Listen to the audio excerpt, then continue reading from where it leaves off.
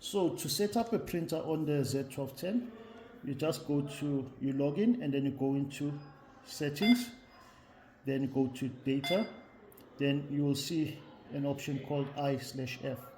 From there you just press that and then you just look for external printer, right? So that means it's for external printer. And then here you choose how your printer is connected.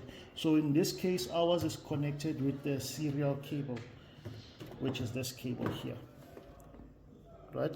So you select that option, serial, and then you select the paper size here. So for example, ours is an 80 by 83 roll, and then you press on the save button. Right, so once you've set up that printer, now you want to put your header. Okay, so to put the header, or should I say the information on the top of your slip, you're gonna press on settings, then you're gonna press on data, then you press on where it says receipt right here. From there you can type in the name of your shop here on the first line. For example, we have NTS there, and then you have to make sure that you press on print to enable that line to print.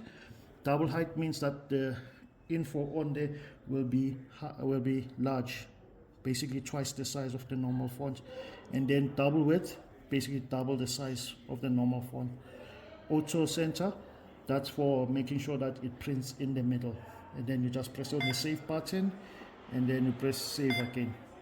So that's how you set your header details.